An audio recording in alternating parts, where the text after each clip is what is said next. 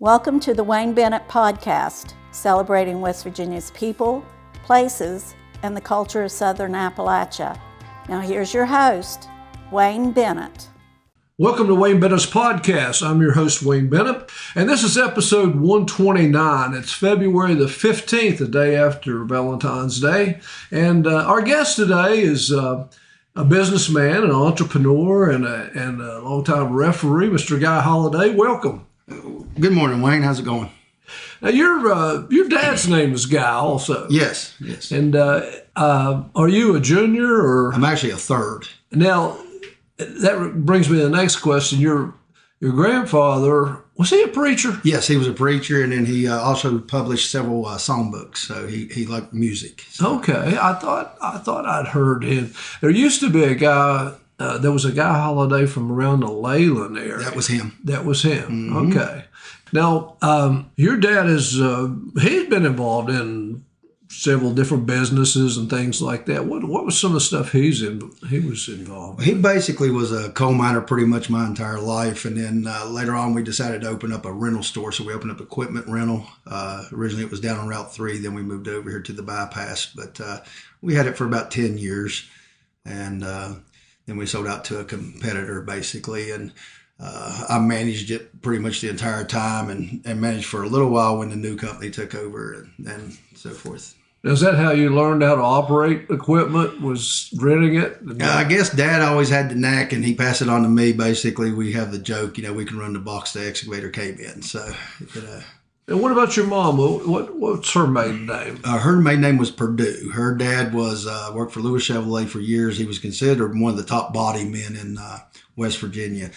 So he retired from Lewis Chevrolet, and then Mom's mother had passed away when she was 15, and so she had to kind of drop out of school. I think she went to Shady, and she dropped out of school and had to take care of the two other children that was her sisters. One of them was, I think, 2 at the time, and so she kind of became a mother, a surrogate, and had to pay the bills and stuff for Grandpa. And then her and Dad actually met when they was like in their teens. They both worked for Beckley newspaper. Dad was a typesetter, and I'm not quite sure what Mom did. Are both your parents still alive? Mom passed away about 2 years ago, complications with pneumonia.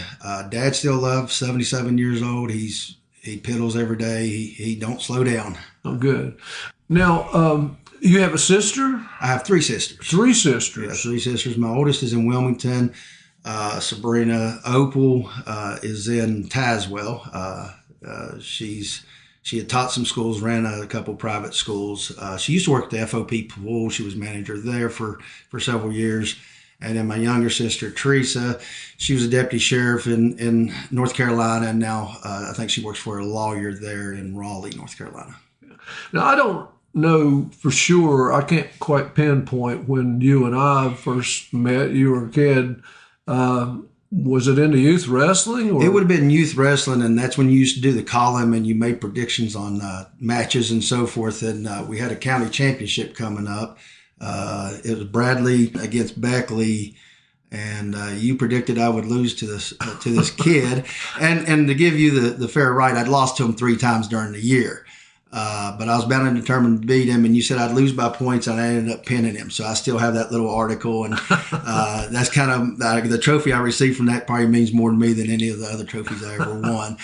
Yeah, I in my predictions over the years, sometimes I've motivated people, sometimes I've angered people, even had kids that I coached on my team that I would predict they would lose. It didn't always go the best. I'm a little bit more lenient now in predictions, but and you went to Park Junior High, and that's when I was coaching at Park. And you played football and wrestled and track. Did you run track? Yes, I ran track as well. And then when I hit high school, I pole vaulted in track. Didn't like to run in forever, so. Now we had some pretty good teams back then when you played. We were undefeated, I think, in football in a year or so, and then wrestling was about the same. So there was a pretty good group of athletes coming through. But you weren't a real big guy in junior. No. Even in high school, I think I graduated high school at 130 and 5'7". I'm now 6'1", about 240. So You've grown up. I grew up after high school, but yeah, I was one of the littler guys. I remember being on the football team because I look at my son. He's 10 years old. He weighs 90 pounds. I was 85 pounds in 8th grade. So I was little. Yeah. Well, now, were there any teachers when you were growing up who might have influenced you some, or, of course, you always remember your coaches, usually good or bad. You kind of don't forget coaches, but how about teachers? Was there any that you stand out? Or there was one at Crescent Elementary where I went there, Miss Short, and she was short. I remember almost looking her in the eye in 3rd grade, 4th grade. Something about her. I mean, she was really nice but firm, but I've always liked her. I mean, she was one I've always remembered, and I got to see her some before she passed away, and she just really made memorable experiences. Also, there was Mr. Richmond at Park who ran the library. He kind of helped me out a lot with the library, and when I got in some, back then school was a little bit different. You kind of got in fights in school and so forth, so he helped kind of sway some issues with me and help me work through them. So. He ended up with a PhD and is an instructor or head of a department or something in Virginia Tech. I mean, he hit it big and left the area. And what did you play baseball? I played a couple years in the youth leagues. Funny story. My dad was kind of a workaholic. He worked in the mines and he was a boss, and so we didn't see a whole lot of him. I think in 10 years of wrestling, he maybe came to 5 or 6 matches just because he had to work and take care of the family. But one day he got me out. I think it was the 2nd year I was in baseball, and was going to throw with me. Well, for some reason we couldn't find a glove, so he borrowed one from the neighbor and he threw a ball at me. It hit me in the nose. He's like, "You got to catch it," the firmness of dads back then. And he threw me another one, hit me in the nose again, and I was like, "I am catching it." By now I'm in tears, and he grabs the gloves and he's like, "It's got to hit in here," and he hit the webbing, and his hand went through the webbing. So I was catching the ball. So I got a little scared of the ball after that, I guess you'd say, Wayne. And so baseball didn't become my sport, but yeah, I did play several years in that. But he didn't coach you in any. No, he didn't coach me in any sport ever. No. Yeah, and because usually, and you've been through this too. If you had a kid that plays ball, a lot of times, and you have any knowledge, you've had to serve your duties. But now, when you got to high school, I know you didn't play football in high school. No, I was much too small for football in high school. Yeah, and did you wrestle? I wrestled my 9th and 10th grade year down in North Carolina because we had moved away. Dad went down there and started a siding business. Mom kind of got homesick, so we moved back in my 11th grade year. But as far as wrestling, I wrestled up through the 10th, and then me and the coach at the time at Woodrow just didn't see eye to eye.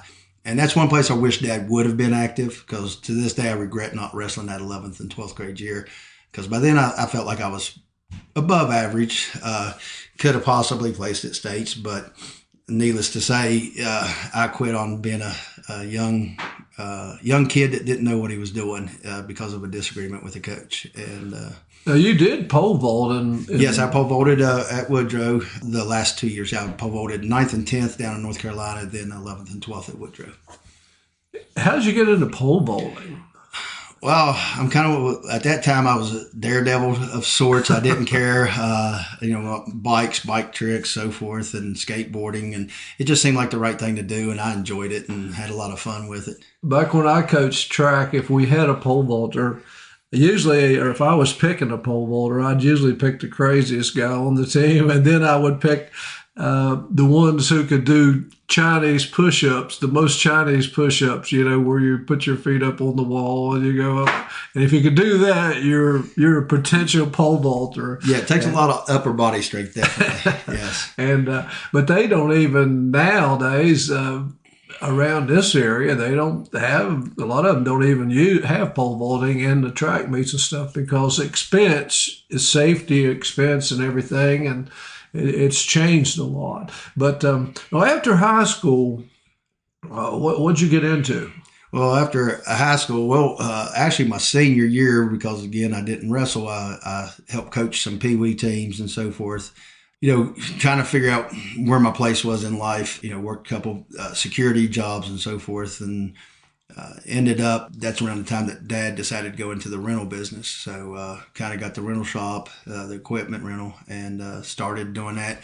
And with it being family business, the pay wasn't the greatest. So ended up picking up a bunch of side jobs if the equipment wasn't out, grinding stumps, taking excavators, removing stumps, so forth and such. So now, y'all was probably the first rental business around, weren't you? you had at the time Rentals, which is now United Rentals. Okay.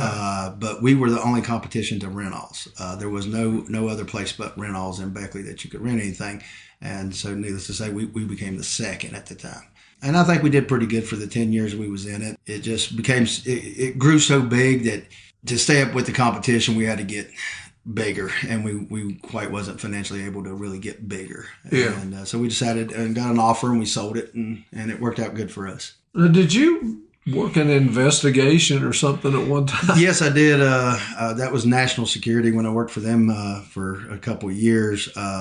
We actually did some bell skips, and not a lot, just did a few as they came in. Check tracing.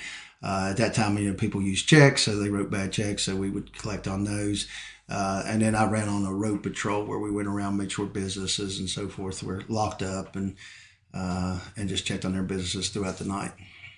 Was Bobby Treadway involved in that? Do you remember that name? I don't remember that name. Okay, no. I know he was around something like that, but I wasn't sure. A guy I went to high school with.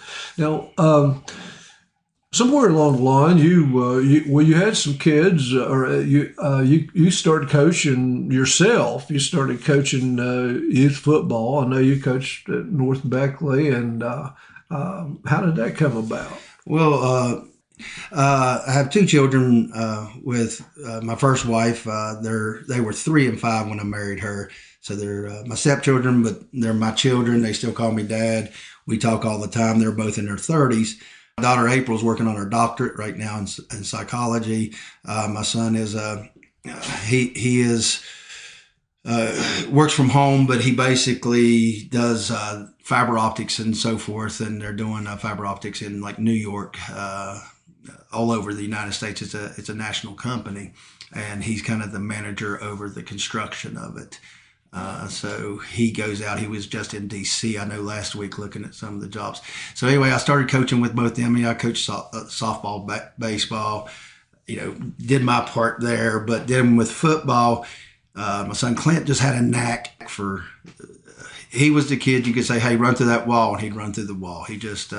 So I not only coach, I was president of North Beckley for about 8 years. So I was in charge of all 3 of the teams, fundraising, taking care of all those issues, which is a headache in itself. So did that for about 8 years, and then I ended up at Park and assistant coaches up there for a couple of years. Yeah, you helped me up there, and Clint wrestled. He was a good wrestler also. The last year that I coached at Park. It's right before they transitioned to middle school, and it was the last 9th grade bunch. And we had your son Clint was on the team, and we had a good bunch of kids, but we didn't have the numbers.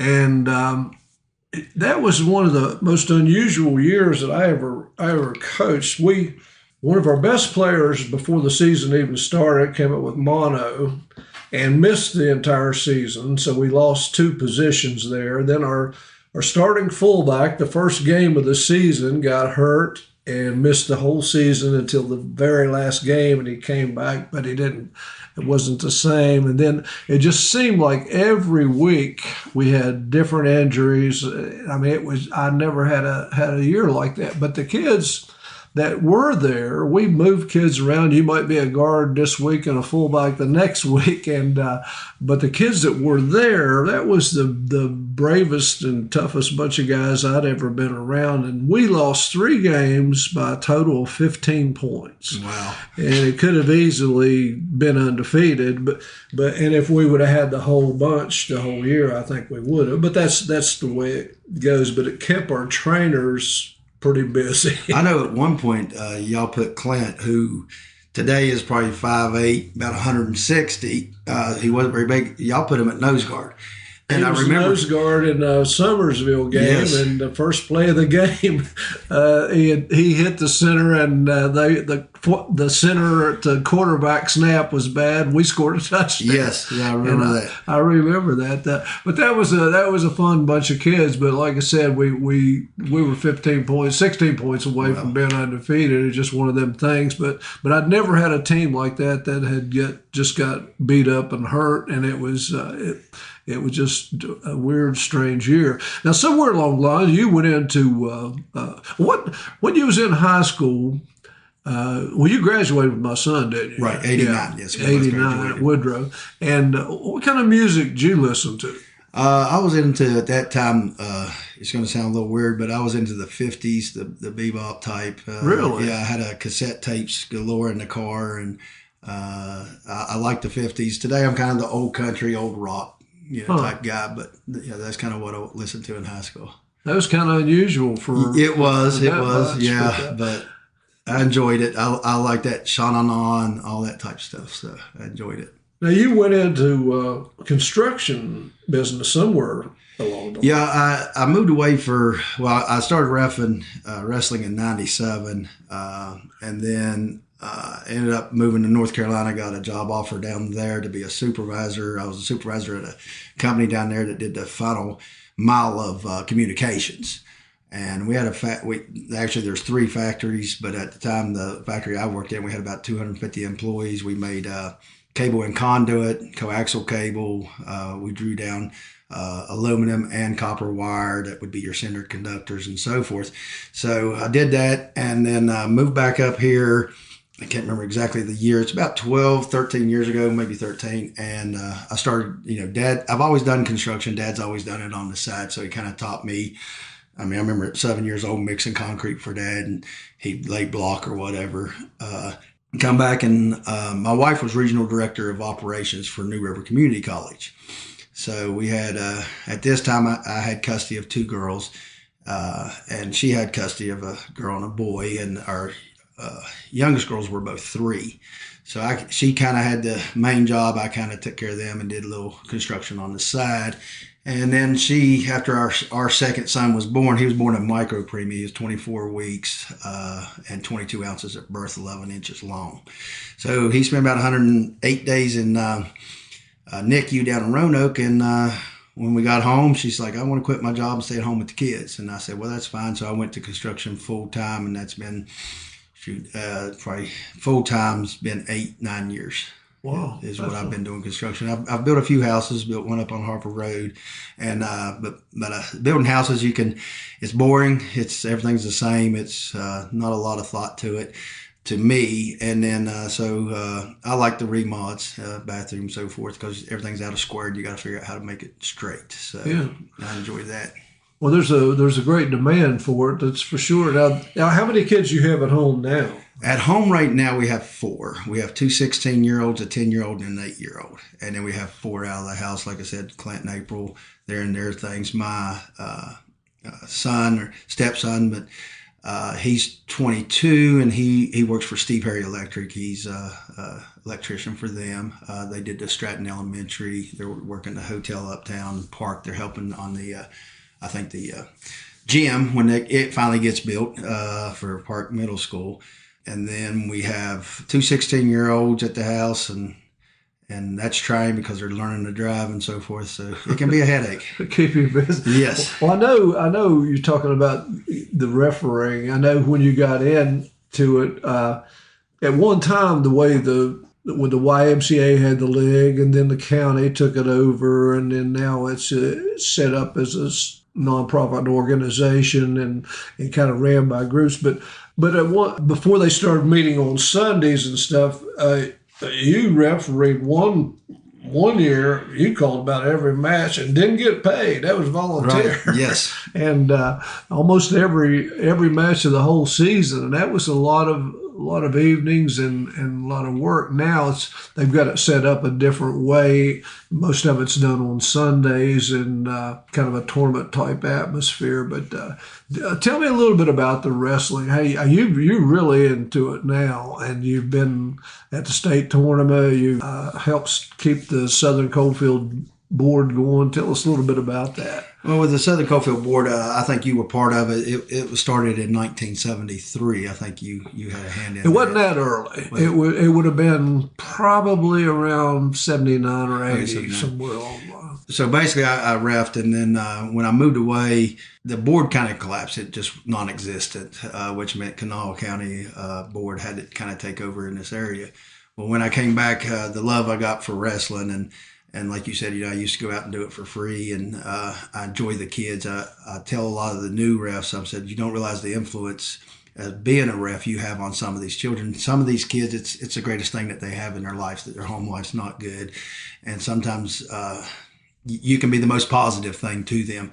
As you know, from coaching and so forth, and also you refs, you've seen it where kids come up years later and go, man, you really made a change in my life. So I've had that experience a couple of times. And when I came back, I decided, we need to get the board back up. We need to support our area. So I started the board back up here in Southern Coalfield. And now we're at 21 refs this year. We're the largest board in the state. Every weekend we're sending guys to Kanawha. We send them Bridgeport. We send them as far as Morgantown. Wow. To referee. So this year also is a first for us. We're sending 4 guys to the state tournament. We'll be at the state tournament representing our Southern Coalfield, and I think we have the largest representation at the state. So that's great. We're really proud of that, and we take time. The training we start in September. We make sure when these guys go on the mat, they have some knowledge instead of just being kind of thrown out there at the wolves. And as you know, Pee-wees is where parents don't know the rules. Some of the coaches don't know the rules, and so if you're not prepared, you can get eaten alive in the youth. Most of my guys, I try to get them high school matches, and what I'll do with the new guys is I'll go with them. A lot of times, I'll go with them. I'll call a few. I'll let them call a few matches, and it's a good way to develop them into loving the reffing side of it. Because again, reffing, you can be a 4-time state champion, be the worst ref out there. So you have to love it, and you have to continually change. And the rules have changed drastically since when I wrestled. So you have to stay up to date on all that. Now, you got a young lady helping you, or you got more than one? Last year we had a girl come. She's from Braxton County, and she's reffing. This is her second year. And there is one in Kanawha this year. So there is two women in the refereeing of wrestling this year, which is not common. We had one several years ago, and the youth just ate her alive. So she ended up. With girls wrestling, though, starting to pick up, it might be helpful to have more female, encourage those. I know back in the 80s, we had the first lady that ever was registered, maybe in the whole state, but definitely from around here, was Uda Akerd. And she called mainly youth matches and stuff, and was good. But I think she only did it 1 year. She might have done it 2 years, but she knew the rules better than most people, most officials, but she didn't want to go big time. But she was way ahead of her time. Now, you live in the Gent Flat Top area? Yes. We live right past Winter Place there. I've done, again, I don't like things easy, so we've built crazy playhouses. Our house, my wife, we did an addition to our house, and it's a work in progress. It's a continued work. She said that she wanted to live in a castle since she was a kid, and I said, really? She goes, yes. I said, well, you draw it up, and I made a mistake when me and her dated. I said, if you can draw it, I can build it. And she's taken me to task on several projects. So now our house is a castle, has a turret, bartisans. We got a library. She has a library online right now, 1,500 books where you can go in and actually check out books if you want. Because we get a lot of books, somebody's cleaning out grandma's house and they're like, hey, she had all these books and we don't want them. And so my wife has become the caretaker of old books, I guess you'd say. And she's also published 2 books. So one's a cookbook and then one's a kid's book. So my wife loves her books. And there's something about holding the pages versus looking on a screen.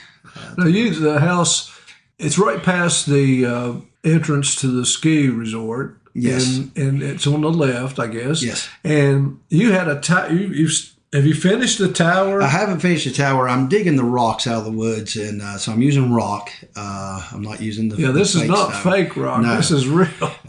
So the higher you go, the slower it goes. My one daughter, Haley, She's helped mix concrete, and we put a pulley system up, and she'll pulley up the rocks and so forth. She's in Concord this year, so I kind of miss her help. This is her first year down at Concord, but I taught her over the years how to do a lot of this, but she's helped a lot. Everybody says, when are you going to finish the castle? And I tell them, I said, the last castle I read about took 260 years to build, and I'm right on schedule. So you got a house, Airbnb house behind there, I guess, and it's kind of different. It's different as well. It's called the Storybook Cottage, and it is on Airbnb there in Gent. It stays extremely busy. We're hard to find, which means it's hard to get a booking.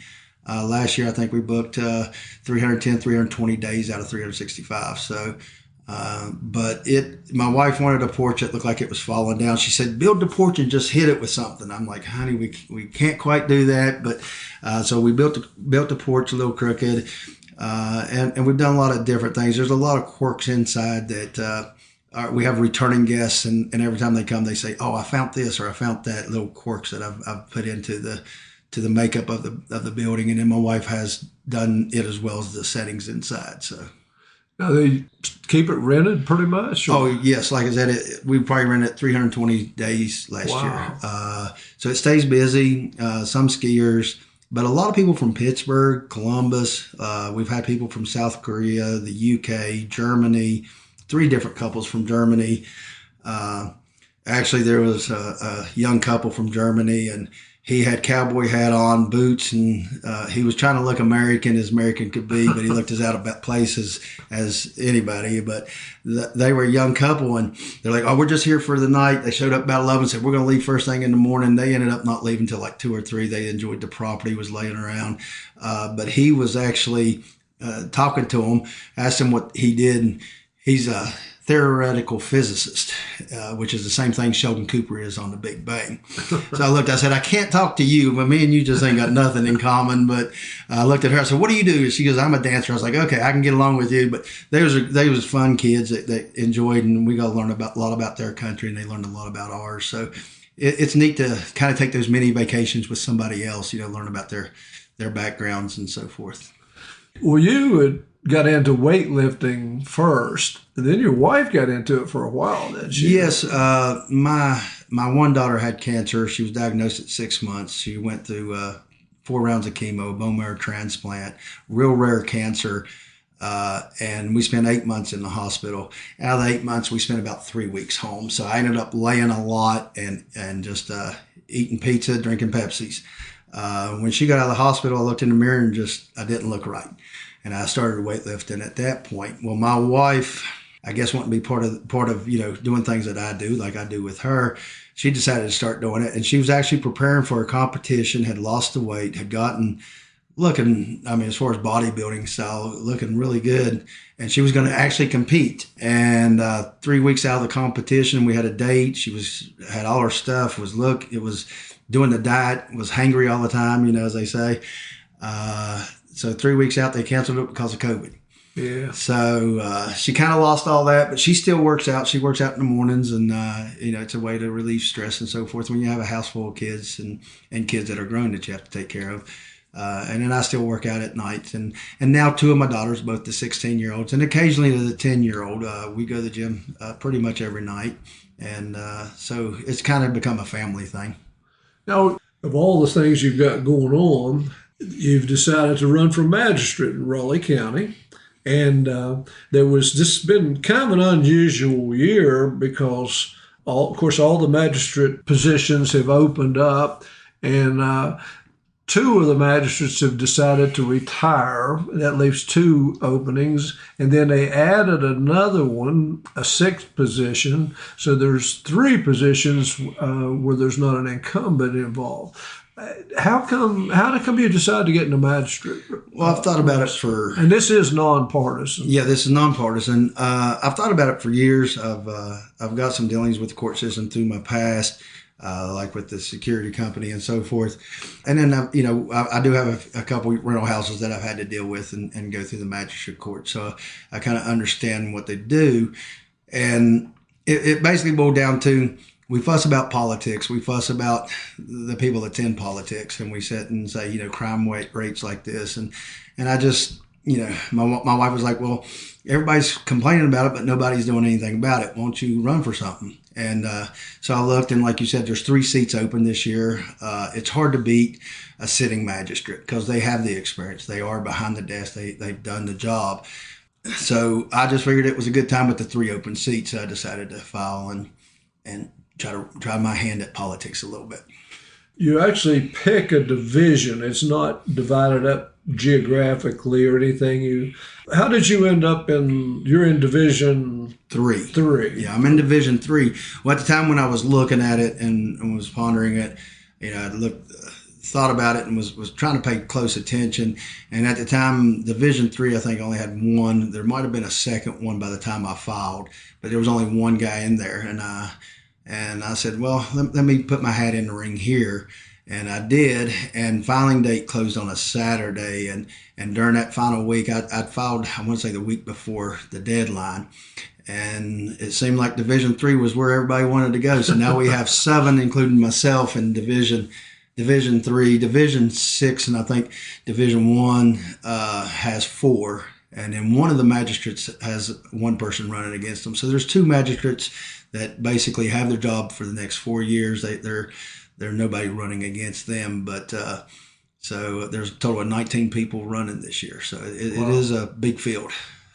Now, I'm sure all the people that are running have certain assets that they. How do you plan? I mean, is there anything specifically you want to get out there, or anything that you plan to do? We've got almost 3 months before the election, and you're just going to do kind of the normal thing like signs or whatever? Or? No, I'm going to do some signs. I found out real quick signs are expensive.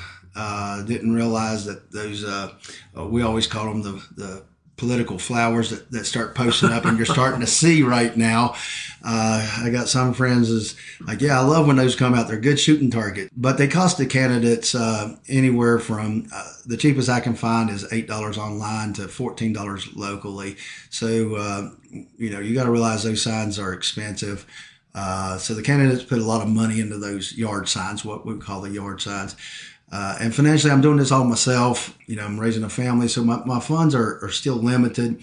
But my wife is very unconventional. She was a valedictorian. She got her bachelor's at Concord in 2.5 years. Really intelligent lady. And she has some ideas that may be a little bit different than everybody else's. So we're going to try a few things that are not conventional, that you've not seen. And once some of my signs go up, you'll see that we're not the same. That, and then I believe a large internet presence. So Facebook, we're very active on Facebook, very active on the Instagram, Snapchats, all that. Actually, my daughter in college, Haley, she's helping on that end because I know nothing about that. I can turn on a computer and I can do the Facebook, but the Instagram I'm not familiar with. So she's helping, and so there's some creative ideas that we're going to just try that may work, they may not. But I'm coaching football. Been in this community, with the rental business.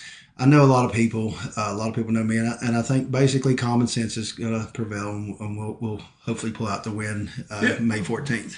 Now, you're fortunate. I mean, you do have social media, and politicians don't go out and knock on doors anymore. Well, I plan on knocking on doors. So I've got some plans. To do that. Don't know how many I'll get to, but I do plan on going out knocking on doors and talking to people. What are the greatest needs in Raleigh County that you think, as far as obviously the whole state has a drug problem, and I don't know, we haven't done a real good job of combating that. No, it seemed like when they declared a war on drugs, then drugs kind of took off. It seemed like one thing in Raleigh County is they added the extra magistrate's seat, and they take 2 factors into account when they do that. One is basically the docket, how busy are the magistrates that are here. And so they're busy enough to add a seat, but also the population. And we have a large enough population to support 6 magistrates. However, if you look at our population in Raleigh County, we're going down. We're less this year than we was last year. I don't forgot the percentage amounts, but we have a lower population. So you would naturally assume your crime rate should go down, but in fact, it's going up. So we've got to take a firmer stand, I feel, on these repeat offenders that continually drag down the court systems.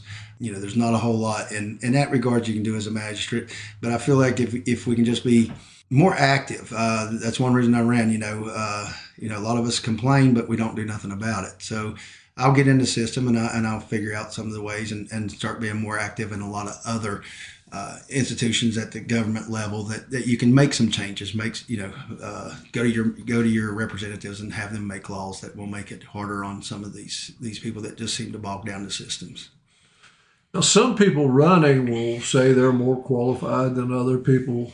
I don't know. I mean, just reading the qualifications, you just have to be, 19 years old? You have to be 21, resident of the county, and have no basically felony convictions. And also, I think you have to have a high school education, which, I think everybody pretty much does that. But that is something that's common. You'll see signs and you'll hear candidates, especially in the magistrate, saying they're experienced. And really, we're all on an equal playing field, except if you're running against a magistrate. Now, if you're running against a magistrate, that magistrate can tout that they are experienced because they have done the job. A cat can have kittens in an oven, but doesn't make them a biscuit. Okay, you're going to have to. They send us to school. They'll send us to training, whatever you like to call it.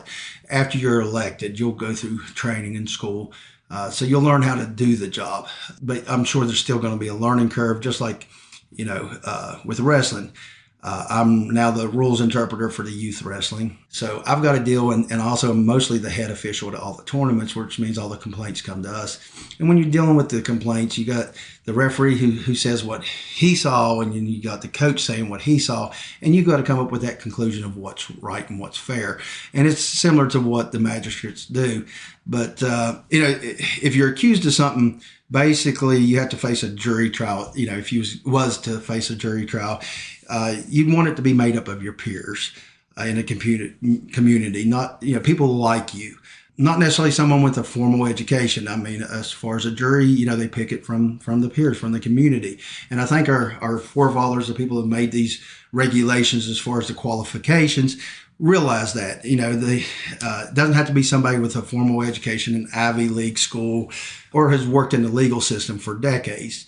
I think you get more of the common man. I'm a blue collar guy. I've got common sense, and I believe you can look. There's a gray area, I'm sure, to law like there is with reffing and applications of rules and so forth, and it takes that common sense, I think, of knowing who you're dealing with, knowing all that. So I believe I would make a good candidate just because of that. But as far as experience, none of us have the experience. None of us have sat behind that desk, and none of us had to put that robe on, so to speak, to make that decision. Yeah, we've brought people before them, or we've gone and tried to bring suit against somebody. So a lot of us have done that. But as far as experience, I think we're all on the equal playing field. I appreciate you coming by and talking to us, guy, and you're welcome to come back anytime. You're a friend, and good luck in your race. Anything else you want to add? No, just when you go out to vote, it's May 14th. There are 6 seats, like you said, but we represent all of Raleigh County, all 6 seats do, or divisions. Just go out and vote. Make a change. We want to fuss, but if you don't vote, you don't really have a voice in it. And a lot of people say, my vote won't count. I know in the last magistrate race, one of the races was determined by 500 votes. So that's, I'm sure every candidate has 500 friends that said, oh yeah, I'll vote, but never voted. Mm-hmm. So we got to get active, I think, more in our political realms. And I think the more active we can become, more we can not fuss as much because we're making changes, good common sense changes. Well, thank you for coming by. And anybody else out there that would like to be on our program, you can get in touch with me at awbennett50@gmail.com. And remember, until next time, if If you're not dead yet, you're not done yet. And this is Wayne Bennett. God bless you.